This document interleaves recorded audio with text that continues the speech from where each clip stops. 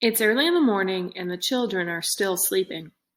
Rather than wake them up to remind them to put away their Legos, you have decided you'd rather enjoy your morning coffee in peace.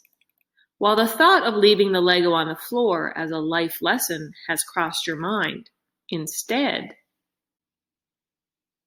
Step 4.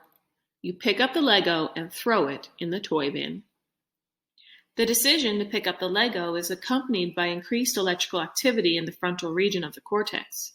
However, this conditioned reflex has been well learned and doesn't involve a lot of conscious thought. The cerebellum stores learned sequences of movements. It participates in fine-tuning and coordination of movements produced elsewhere in the brain, and it integrates all of these things to produce movements so fluid and harmonious that we're not even aware of them.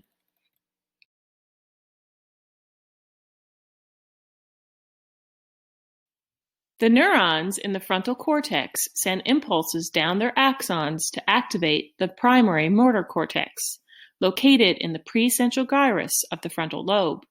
It receives axonal input from the four major areas of the secondary motor cortex and the somatosensory cortex. The motor homunculus is the somatotopic map of the primary cortex, and this area in each hemisphere exerts most of its control over the contralateral side of the body.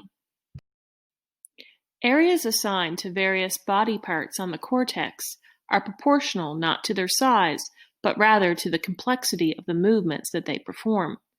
For example, areas of the homunculus that control fine movements, like the hand and the fingers, are disproportionately larger than other areas. Sensory input needed for accuracy is received by the motor homunculus via the somatosensory cortex from the muscles and joints it controls. The area receives the constant feedback that is needed to accurately pick up the Lego and throw it. Axons from each primary cortex descend the spinal cord. 2 pairs descend in the dorsolateral region, and 2 descend in the ventromedial region. The descending tracks are the pathways by which motor signals are sent from the brain to lower motor neurons. The axons of the dorsolateral cortical spinal tracts control the muscles of the distal limbs, like your arms, and more fine motor movements, like clasping the Lego, while the ventromedial tracts influence proximal muscles to control posture and coordinate gross movement.